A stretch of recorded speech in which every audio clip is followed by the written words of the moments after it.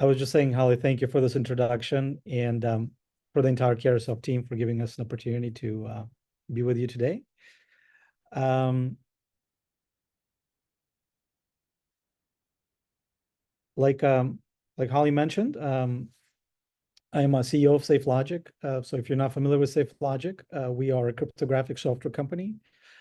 We've been doing this for over a decade. We provide strong FIPS 140 validated cryptographic solutions, and now also post-quantum cryptography solutions to other customers, to other companies. So actually many companies in the Caresoft ecosystem are SafeLogic customers who are using our cryptographic solutions to meet their FIPS 140 requirements today for the public sector business.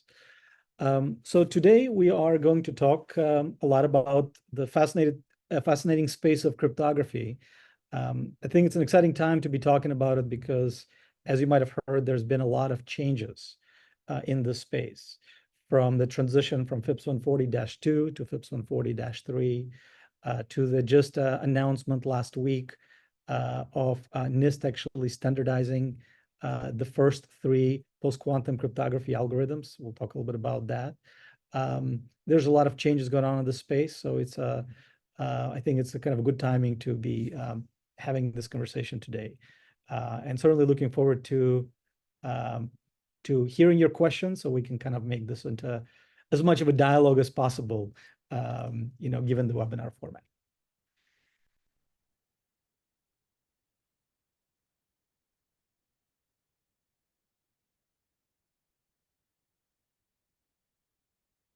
So this is kind of going to be our agenda for today. We're first going to kind of talk about the overall critical role of cryptography in today's digital world. Then we're going to dive in a little bit more specifically into the FIPS 140 standard, what it is, and what are the different changes that are happening in that space right now. Then we're going to talk about the advent of quantum computers and the threat that they pose to our public key infrastructure and asymmetric cryptographic algorithms, and talk a little bit about post-quantum cryptography and that migration. And lastly, we'll talk a little bit more about some SafeLogic, our solutions, and how it can help organizations in the journey and can kind of be your cryptographic software and services solution partner.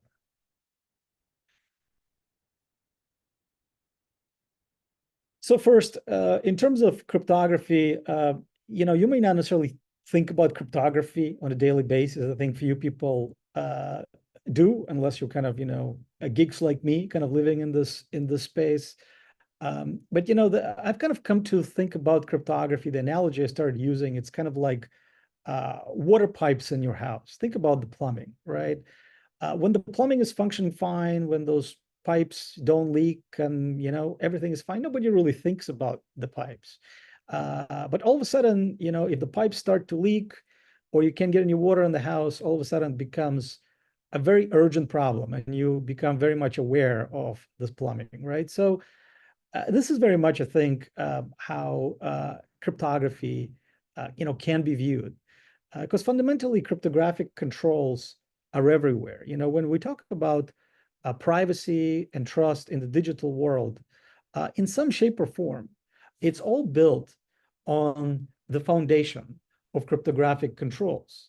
And those cryptographic controls are obviously, a lot of it is software, right? It's software that implements cryptographic algorithms. And so for things like confidentiality, integrity, authentication, non-repudiation, right?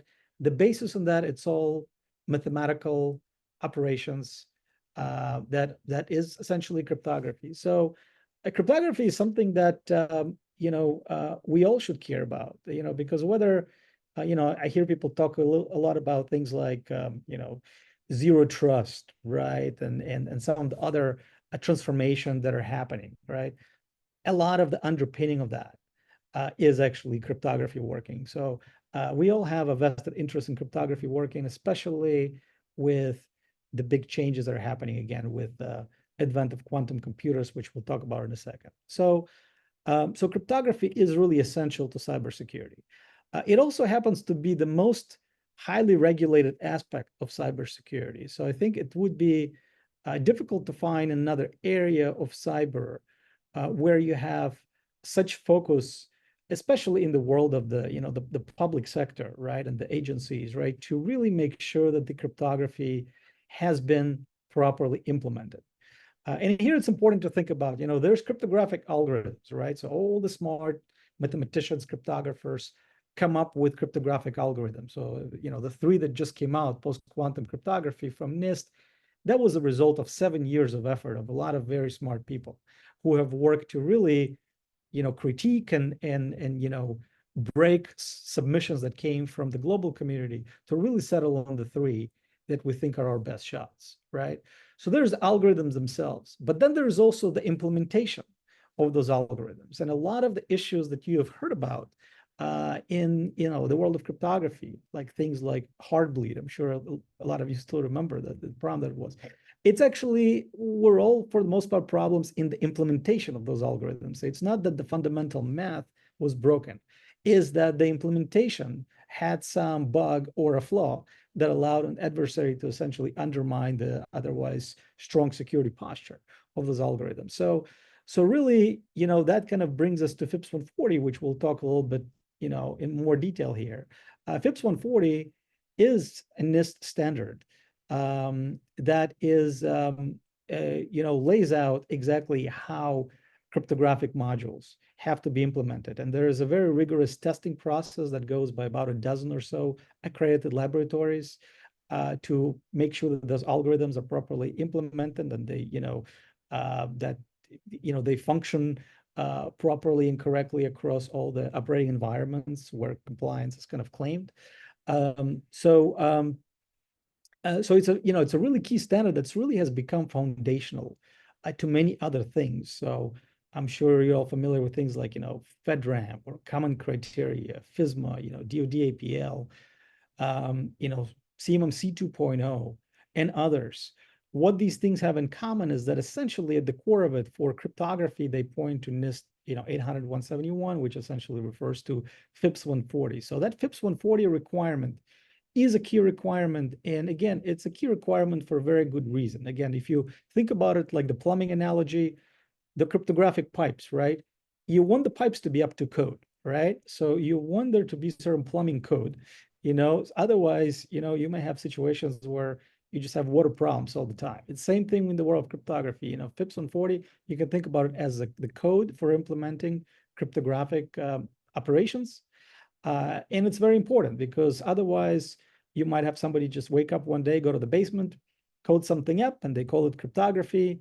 And honestly, we have no idea how good is it, right? It could be completely breakable, right? So a poor implementation can very much lead to breaking of even strong otherwise algorithms. So it's a very important thing to sort of really focus on. So we'll talk a lot more here about FIPS 140, but just FIPS 140, as a lot of you probably already know, it's really a foundational requirement for a very good reason. So let's kind of dive into the FIPS 140 standard. I'll give you a second here. I see there's a polling question, so I'll give you a quick second to take a look at it.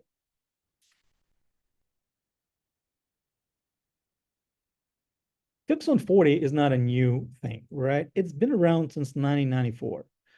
We first had 140-1, then we had 140-2 for the last 20 or so years, and now we're in the midst of transition to 140-3. So why do we need to have all these different standards? Well, the thing is, the space of cryptography is not standing still. And the reason it's not standing still is because our adversaries are not standing still, right? So cryptoanalytic techniques continue to improve.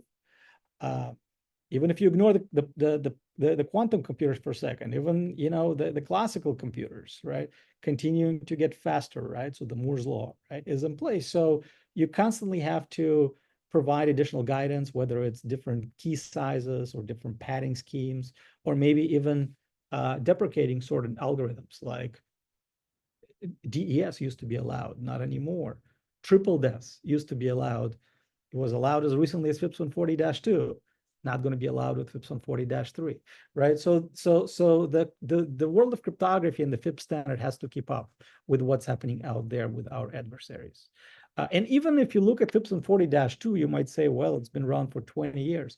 Even there, there's been plenty of soft and hard transitions. And hard transitions, we'll talk about in a second, but basically it's when NIST says, you might have a module that we validated with FIPS 140-2, but now we changed our guidance. And so unless you change your implementation and get it retested, you're not going to maintain that active certification, right? So there's been plenty of transitions in the world of FIPS 140-2. Right now, we are in the midst of transition to FIPS 140-3, and there is a myriad of changes. That's actually a pretty big set of changes, allowed algorithms. The main driver was actually trying to align with the international standards for ISO so that you kind of have, because, the NIST and also its counterpart in Canada, they kind of own and drive the FIPS 140, but there's also international schemes. So there's kind of a need to align. So that's what FIPS 140-3 tries to solve. But also it brought into scope some other elements, right? So now it's not just about how you implemented your module. Of course, it's about that, but it's not just about that anymore. It's also, as an organization who's actually developing cryptographic modules, you're expected to adhere to certain secure software development practices and other, rigorous, software development methodologies, such that you have a better chance of essentially having a more secure product. I spent many years of my life in the software security space. And so I often used to say that, secure software does not happen by accident. It's a result of a deliberate secure software development lifecycle. And that's very much what NIST and FIPS are now bringing to bear with FIPS 140-3. And it actually aligns with pretty well with a broader government initiative for secure software development attestations and so forth. So, and the standard will continue to change, again, because the bad guys are not standing still. Cryptanalytic techniques are not standing still. We have post-quantum cryptography now, which as of last week, last week was an exciting week for me. I was actually, I was supposed to be on vacation with my family in North Carolina, and I was there, but on Tuesday, I took a quick trip to the DC area because White House was hosting an event on post-quantum and the new standards being introduced. So I definitely wanted to be there. So it was very exciting. But obviously, now with that being out, now there is the race to actually get post-quantum, cryptographic algorithms actually validated and run through the NIST process so that you have PQC modules that support, that in a FIPS 140 validated format. There's going to be other changes too. It's not going to be the last change. I mean, there's already some changes from NIST around entropy requirements. So things like, we talked about cryptographic algorithms, we talked about implementation, but there is also the key material, right? And the key material, has to be sufficiently random, so that attackers cannot guess it, right? So that randomness comes from entropy. So now there's additional requirements NIST has around entropy and how those keys are actually generated, which will also become prerequisites for people who are designing cryptographic modules. So those changes will continue to come. So that's kind of what makes the space exciting. And the reason sort of we exist, SafeLogic, is because we think that, many organizations don't necessarily want to be the cryptography geeks and do this on their own. So we're trying to abstract the complexity away and essentially allow people to focus on what they need to do for their business and rely on specialists like SafeLogic to really address all these problems for them. So let me just talk about what a traditional approach to FIPS 140 validation looked like, because I'm sure many of you have potentially lived through the pain of having to go through this process, or maybe you're part of the agencies that were having a difficult time procuring the solutions you wanted to procure because your vendors were having some difficulty or some delays going through this process. And I got to say, the traditional approach to FIPS 140 validation is definitely not for the faint of heart. I mean, it really involves a few stages and can really last for years, right? I mean, initially, you have to actually design and build your module and document it. And you have to do it in a way that's going to be aligned, with all the FIPS 140 requirements. And because most people are not FIPS 140 specialists, they usually have to go hire a consultant to help them through this module design documentation. That can easily take 6+ months. Then you basically hire one of about roughly dozen labs across the US and Canada who are accredited to do testing. And you have to work with the lab to do algorithm testing, operational testing, documentation reviews, code reviews. And you have to do this across all the operating environments you want to support. So that can easily be 6 to 12 months effort, depending on how good your stuff is to begin with, right? So that in itself, so just between those two things, you're kind of already a year and a half in. And then after lab is satisfied with what you have to make a submission to NIST, what's called CMVP, the Cryptographic Module Validation Program. And currently, if you go into that NIST queue, it's been 2+ years of actual wait time to come out. So you have to wait in line.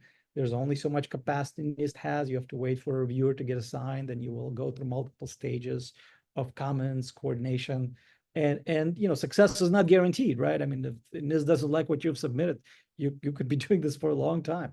Eventually, if you're successful, hopefully you get your validated module. But again, this right now is 2 to 3 years after you begin this process. So think about if you're trying to bring a product to market as a vendor, or your agency that needs to purchase a solution, and your preferred vendor doesn't have FIPS 140 validation, which is in most cases a requirement for federal procurements. That becomes a problem, right? That becomes a problem. So this is kind of a traditional approach, and this is the problem that initially, more than a decade ago, SafeLogic set out to solve. And we'll talk more about how we kind of do that. But here's something else, right? It's important to get some terminology right, because sometimes there's a little bit, people get confused between the different terms. FIPS 140 validated, certified, compliant, is it the same thing? What does it kind of mean? So those are different things, right? So it's kind of important to really drill down. So, the validation really means that, your module has gone through a testing process with labs, with NIST, and actually got that stamp of approval from NIST with a certificate that you have achieved FIPS 140 validation. So it's a very specific thing that takes a lot of time and a lot of money and expertise to get there, right? Certified means that you actually have a certificate in your organization's name showing that it's been validated. So obviously, the entity that has gone through validation will get the certification. But if you as a customer are actually using somebody else's validation, you're not going to have your own certification in your name unless you go through the process to work with a vendor to actually get your own certification in your name. So essentially, you will be sort of FIPS 140 compliant. You'll be pointing to somebody else FIPS 140 validated module, but you're not going to have your own certification. And so those claims of compliance become a little bit tricky, because essentially, you don't have your own module, you don't have your own certificate, you're using somebody else's. And especially if you go through a procurement situation, that can become a little bit murky, because, well, somebody else tested their module in particular operating environments. Are those your operating environments? How does it really relate to your product? Furthermore, somebody else maintaining that validation, what happens if they don't? What happens if they don't go through a certain transition, or they, like we talked about, there's been many transitions in FIPS 140-2. So if the compliance story is really based on somebody else's validation, and they don't kind of owe you anything to maintain that validation, they may go what's known as historical. We'll talk about what that means. And so all of a sudden, you may no longer have a FIPS 140 story. And not having that active FIPS 140 certification, like we said, it really can be problematic in terms of not being able to as a vendor, to sell your solution to the public sector. Because in most products, whether it's software or hardware products, in most products these days, there is some cryptographic controls, and by and large, they have to be meeting those FIPS 140 requirements. So our whole sort of thought process, like, why take the chance, right? If you are somebody who is really trying to bring your innovative products to the public sector market, you sort of don't want to get stuck in the FIPS 140 swamp. You want to solve this problem. You want to solve it once, solve it well, and hopefully go and focus on your core business. But let me just talk a little bit about what that historical kind of really means, right? So When you first get your module, let's say you went through this whole validation process, like we just talked about, the traditional process. You took 2 to 3 years, and you got your certification, and it's active, and the certificate says you're good for 5 years, right? So you might be opening up that champagne, like, I'm good for 5 years, I solved the problem. Unfortunately, that is not going to be the case. And the reason it's not going to be the case, again, because of those transitions, because during that 5-year period, there will no doubt, if history is any indicator, will be changes to what algorithms are allowed, key sizes, padding schemes, and other changes, right? Not to mention that you may need other things like additional operating environment support and so forth. So essentially, if a module is not actively maintained, it will go from active to historical long before its actually natural expiration date, right? So on average, we see that about every 1 to 2 years, there is what's called a hard transition, which will require some additional work with the labs and NIST to get revalidated, right? So certainly, if you're relying on somebody else's module and they don't do it, you're in trouble. If you have done the initial validation yourself, then it's kind of on you to keep doing all of that, right? And a case in point, just under 2 years ago, I think just about 2 years ago, actually, there was a hard transition for FIPS 140-2 that something like 60% of modules that were active did not survive, which means they went historical. So think about it for a second. You've done all this work for 2-3 years, spent all this money, all this effort to get your module, right? And then because you didn't do the necessary to maintain it, which is kind of what really makes it a continuous work effort, that's like kind of nonstop. You went historical, and then when you go historical, then it's really up to the agencies whether they want to accept your module anymore or not. In most cases, you will be blocked from new procurements if your module is historical, because essentially, historical kind of means that at one point in time, this module used to meet FIPS 140 requirements, and it doesn't anymore, right? So that's really the story. So mostly you will not be able to go after new opportunities. For existing deployments, it's agency by agency how long they kind of allow you to, stay there with your product having its cryptographic module on a historical list. But it's not a great place to be. So ideally, you want to do everything possible or work with partners that will keep you there active. So again, we talked a little bit about transitions. One big transition that's happening right now is the -2 to -3, which is really impacting the whole industry. Essentially, by September of 2026, if there's any FIPS 140-2 module active at that point, September of 2026, it will go historical. So essentially, that is the last possible deadline, for transition. Many modules go historical earlier than September of 2026, and they will not be able to be extended. So essentially, that is an important thing right now. It's been a difficult process, as probably some of you know. I mean, it's been 2+ year process. There's been, a lot of backlog in the NIST, queues. Things are getting better. There is, if you look at it now, there's more -3 validations coming out. NIST is also working on adding additional automation and some other changes to the process. So, they're very, very smart people, and they've worked very, very hard. Some of the issues there are, funding, right? So there's kind of efforts underway to try and address that, because especially with post-quantum cryptography, there is kind of another mountain. If you think about -2 to -3 being one tsunami of immigration, we have another tsunami that's already right here, is getting all the post-quantum cryptography. And then there's going to be others behind it, like the entropy stuff I mentioned before, and potentially others. So really, that maintaining throughput through that system is critical. But it has been tough. It has been tough. And part of it is that FIPS 140-3 standard is even more rigorous. The bar is going even higher. And so there's even more requirements, for testing and so forth. So that is the biggest challenge that people are dealing with right now, is migration from -2 to -3. I'm going to give you a quick second for a polling question here.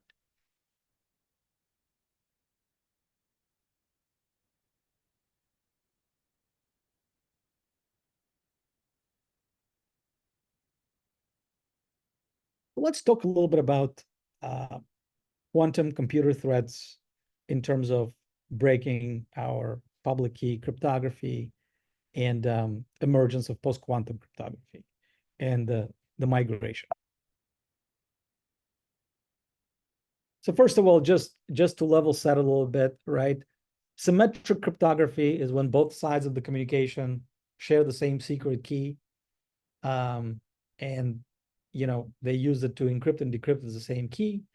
And the good news is that symmetric cryptography is actually not believed to be vulnerable to quantum computers, to the cryptanalysis on quantum computers.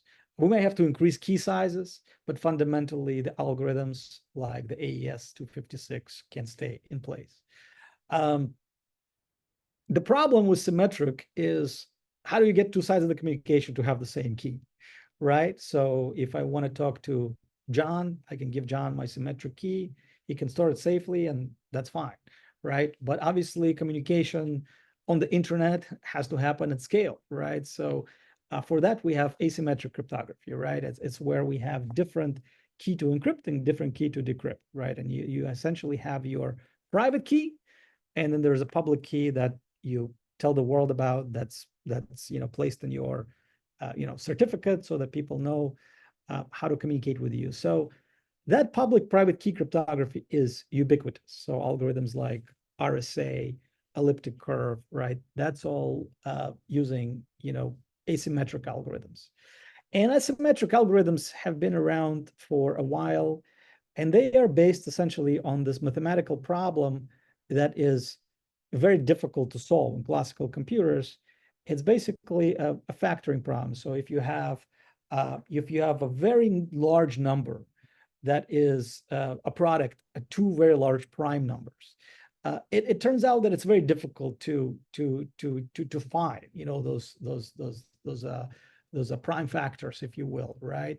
So that's really sort of the basis for the PKI that we do today. And unfortunately, classical computers, quantum computers that take a fundamentally different approach to computing, right? So instead of bits, which can be either 0 or 1, you have qubits that can be in a variety of different states at the same time.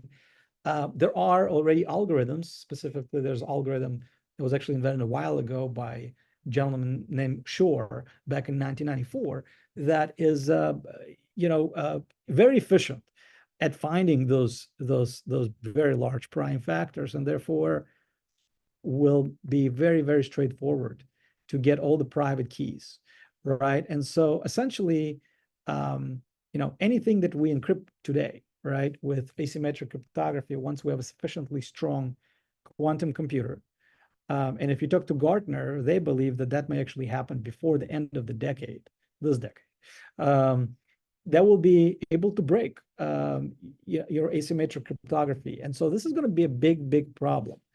Because this is really the core of again, digital privacy and trust on the internet, that now we have to migrate to something else.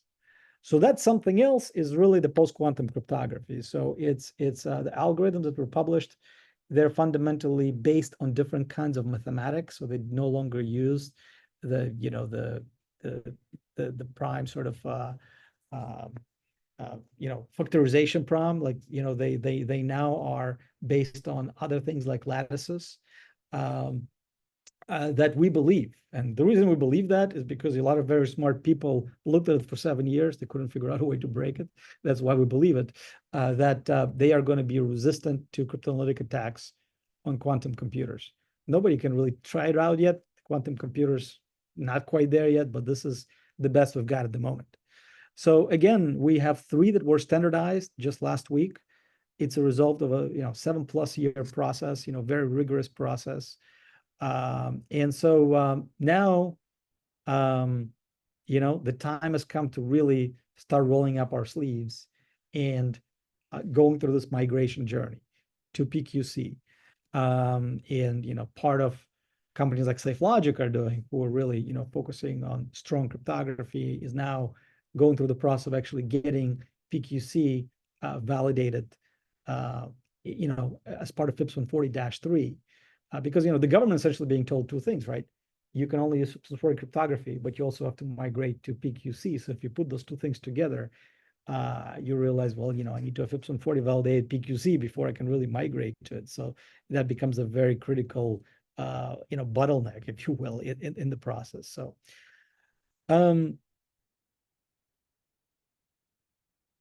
there's been a lot of sort of public sector activity in this area over a number of years.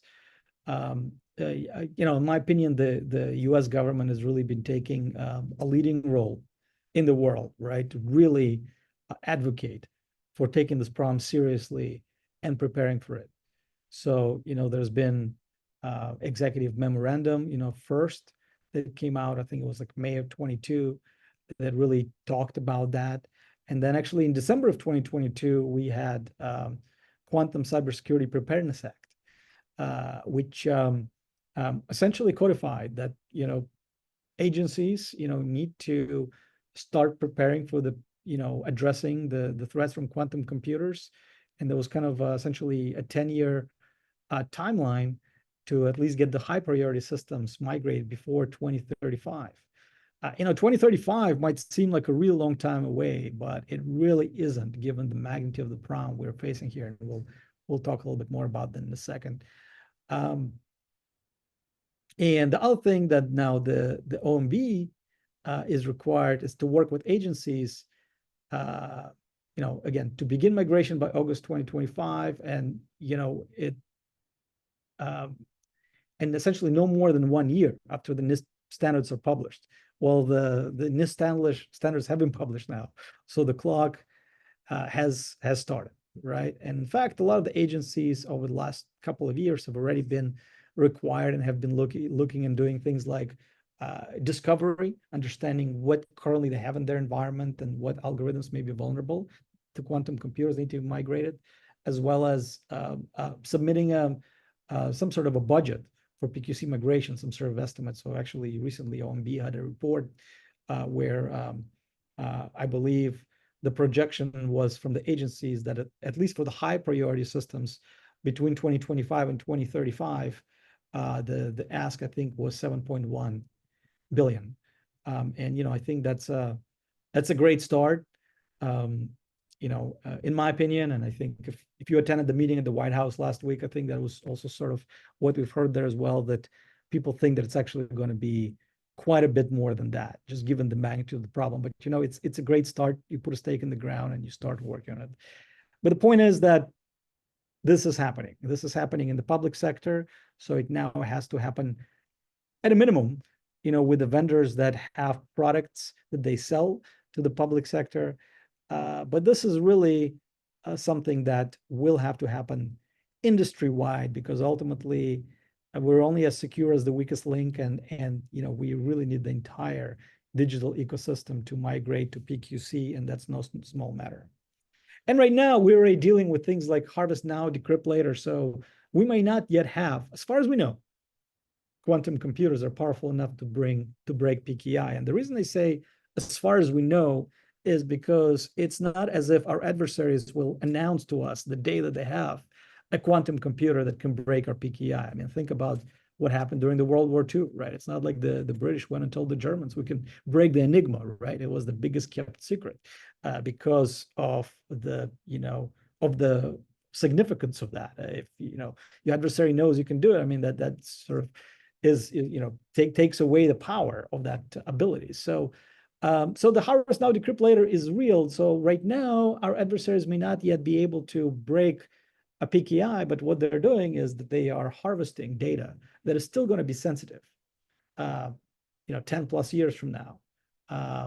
And then once they have that quantum computer, if the data again is still sensitive, they can decrypt it and they can get access to the crown jewel. So that's why it's important to really not sit on this and start working on this now.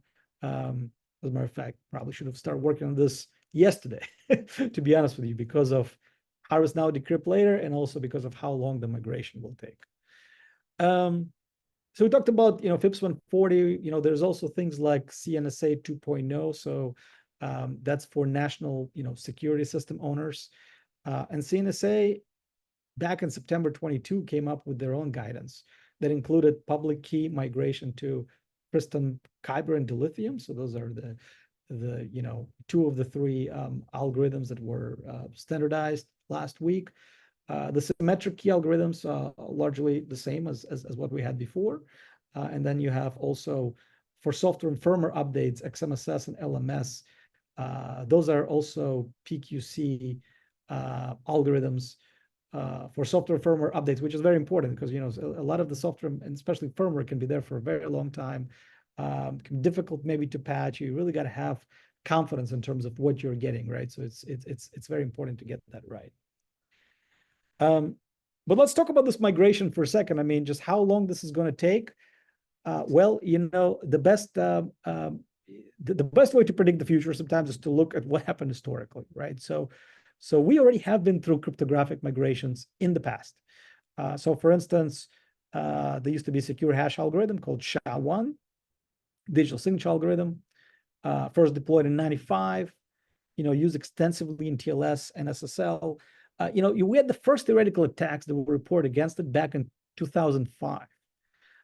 And by 2011, right, so 13 years ago, NIST deprecated SHA-1 and said, we recommend transitioning to SHA-2, right, larger digest and so forth. As late as 2017, we've seen that 35% of the websites were still using SHA-1. And there's actually been a hack that got announced 2017.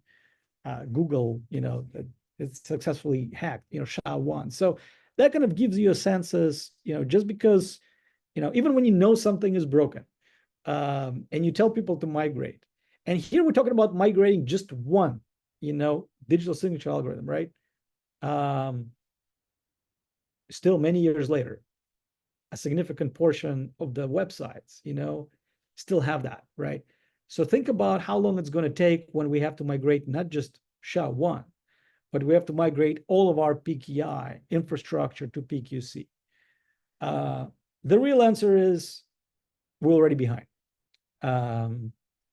However, we got standards, we got, a lot of smart people working on this, but we kind of need everybody now to really pay attention to that and start working towards that, because it really will take a village, right? Because now we're replacing the cryptographic pipes, right? The plumbing, not just one house or two houses, across the entire digital ecosystem, right? So that's a big lift. So now that we talked about critical role of cryptography, the FIPS 140 standard, we talked a little bit about post-quantum cryptography. Let me just tell you a little bit more about SafeLogic and kind of how we can help, right? So, really, we see the world as, again, cryptography being as a really key control. And we really see right now a situation where the digital world will have to move, right, to fundamentally different type of cryptography. And that lift will be no small matter, right? So as we think about what are people going to need from their cryptographic vendors, we're thinking about these dimensions, right? They're going to need something that's comprehensive and interoperable.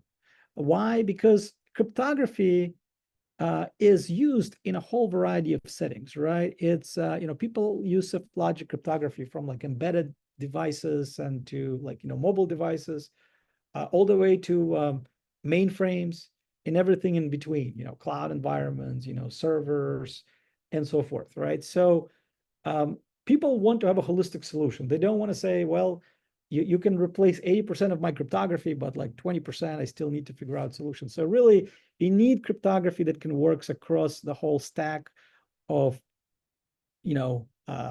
different types of operating environments, across interoperable, with different programming languages, working across, if they have different open source packages they may be using, they want to kind of plug in something that's interoperable with that.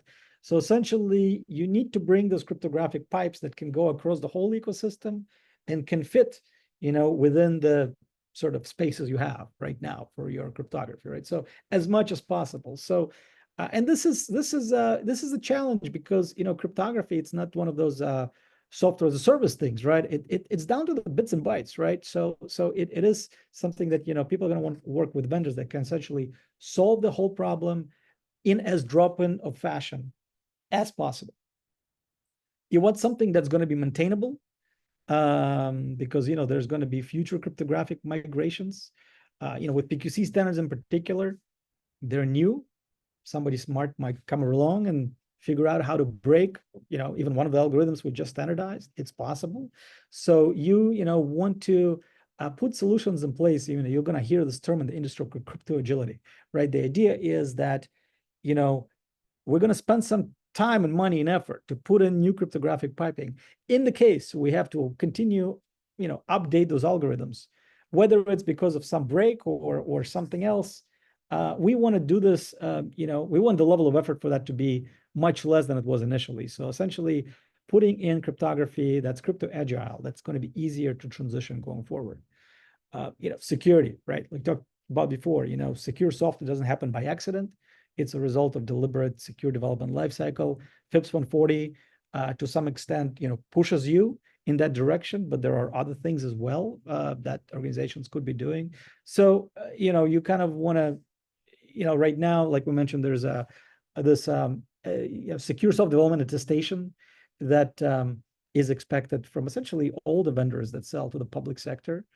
I believe it's actually due no later than September 8th. So the deadline is really coming up, where, you know, really the CEO of a company is supposed to sign that a company is following certain secure development practices. So that's kind of, you know, near and dear to my heart, right? So, you know, with criminal penalties. So this is really important, right? So, so you want your vendors to, you know, have, you know, certain degree of demonstrable security, as well as demonstrable compliance, which really is, you know, FIPS 140, you know, and staying compliant with that, staying actively compliant. That is, you know, the gold standard in the industry, as well as commercial support. Again, as you take all those new cryptographic pipes and you put it across your entire digital environment, right, across your servers, you know, your mainframes, on your mobile devices, you know, integrating with various programming languages. You might be using C or Python or Go, whatever the case may be, Java, right? You're going to need solutions that plug in, and you're going to need people who actually know how to support it commercially and have the right, you know, capacity to be able to do that. Not to mention that the migration itself is going to take a village, is going to require a lot of help, right? From planning to actual implementation and execution, right? So, you know, a lot of the world historically has been sort of relying on sort of, you know, open source, you know, modules, and, you know, open source, you know, open source is good, right? I mean, you got, you know, many people looking at it. You know, however, we think, you know, as we go through this migration to PQC, people are going to need more support, and they're going to need these properties here, which they may not always just be able to get directly from their, you know, from an open source module.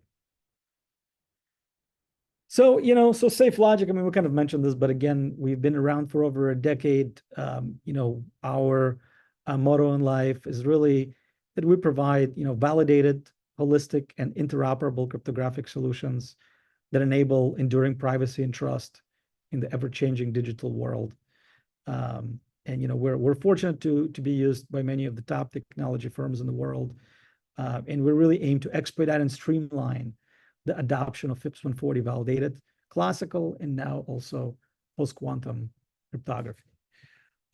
So, you know, just a little bit more about SafeLogic. So about a decade ago, we really sort of revolutionized how FIPS 140 validation, you know, can work. So, you know, we kind of talked to you about the traditional approach that takes 2-3 years to really go through that whole journey. What we realized is that because SafeLogic used to be the consultants that really helped companies go through this journey, but we realized that, you know, we were essentially doing a lot of the same things over and over again. So we kind of thought about, well, how can we really reuse, you know? And so essentially we have, you know, right now FIPS 140 validation as a service. You can think about this as a FIPS button, you know, as an easy button for FIPS 140, which really not only expedites your validation, but also maintains it over time. So we have three pillars: our flagship software, CryptoComply. We have the rapid certification services, and then we have maintenance and support for both software and certification. So a little bit more about each of them. So CryptoComply software is actually a library of cryptographic modules. We have a wide array of modules in different programming languages for different environments, because again, we're trying to solve that 100% of the problem, not just 80%. So we're trying to be pluggable across your whole infrastructure. So a lot of the time, we're drop-in compatible for popular open source. So if you're using an open source package, you can plug in SafeLogic. So CryptoComply has gone through FIPS 140 validation. It's actively maintained by SafeLogic. So if you use one of our modules, you automatically can claim FIPS 140 compliance as soon as you plug in our module and use it in accordance with the security policy, because you're now using a module that has been FIPS 140 validated. So just to give you an idea, I keep talking about this idea of broad range of algorithms, platforms, operating systems. You can kind of see from this list, it's not a complete list, but just to give you an idea of where we sort of plug and play. But we take it a step further. We actually go through this process called Rapid Cert, and what it is we actually get you your own certification with NIST. So this way, if you're a vendor that's selling to the agencies, rather than just having to point to SafeLogic certificate, we can actually get your own certificate that has your own product names. We can get your operating environments on that certificate, and we'll maintain that certificate for you. So as soon as we get that certificate, which takes us about 2 months to do, you can now claim FIPS 140 validation. So you're not just compliant, but you now have your own valid certification. So think about it.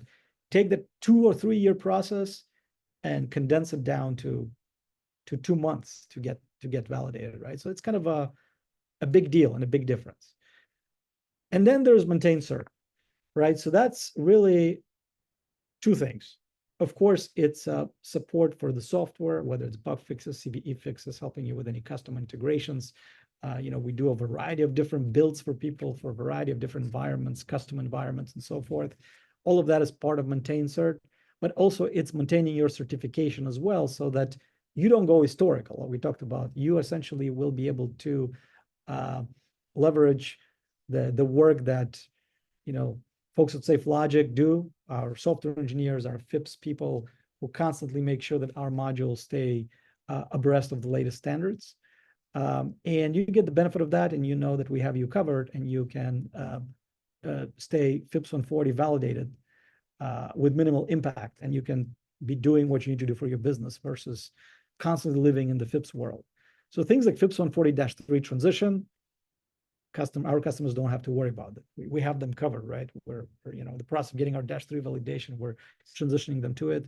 Post-quantum cryptography, another example, we are transitioning our customers over to that when the time comes. Right now, we have a early access program running with our PQC modules. But essentially, those 3 pillars, CryptoComply, Rapid Cert, and Maintain Cert, is kind of what we view as FIPS 140 sort of validation as a service to really get you validated and keep you there over time. So, I mentioned -3, so we're actually, hopefully at the cusp here of getting our own -3 validation. So it's a pretty extensive validation. It covers 18 different operating environments. So it's, we can add additional ones, but it's a pretty robust, extensive validation. For one of our modules, we have another module which we're expecting later this year. We have some that should be coming out next year. And we still have our FIPS 140-2 modules that are still going to be active until March of 2026. So we still have plenty of time on those. So we have a lot of options for our customers in terms of what certificates they want to be in, what module they want to use, and so forth. So yeah, and like we mentioned, there's going to be future transitions. So we got you covered for all of those. In terms of PQC, we've kind of really been trying to do our part in this. I've personally been involved with NIST. There's an NCCOE for PQC migration prioritization work stream. So it's a collaboration.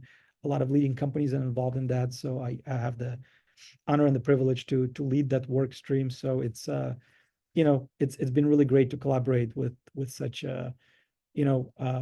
high caliber companies and people who are really passionate about this problem.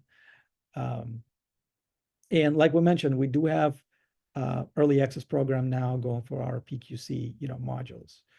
And if you look at the different properties, and I'm not going to go through all of them one by one, but basically with SafeLogic, we can help you support, discovery of vulnerable algorithms.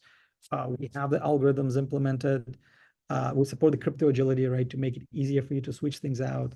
The hybrid mode is really important because it basically you can do FIPS 140 validated classical, and you can combine it with a layer of PQC. So it kind of, if you're an agency, you can meet the FIPS 140 requirement because you have the classical layer, but you also get to meet the PQC requirement because you layered with PQC and you have the defense in depth against the harvest now, decrypt kind of later situation, right? So it is something that could be a creative solution, especially until we don't have all the modules that are FIPS 140-3 fully validated for PQC. And by that point, hopefully the world has a little bit more confidence too in all the new algorithms, so we can just migrate entirely. But for now, hybrid is an important consideration.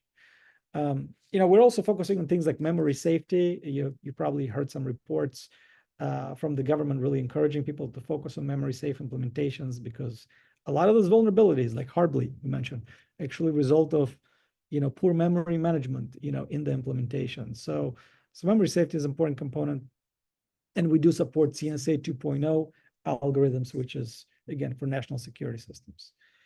We're honored to have, this is just a small list, but we're honored to have leading organizations that have been our customers for years, and we really appreciate them all and try to do our best to be the best cryptographic software provider for them that we can be. And of course, we are delighted to announce our partnership with Caresoft. We are super excited. We're a number of contract vehicles, and so we're super excited to have a more direct way right now to sell directly, to offer our solutions directly to the public sector clients. With that, I think we have a few minutes for questions. Thank you for listening to me. I really appreciate your attention. Holly, do we have any questions?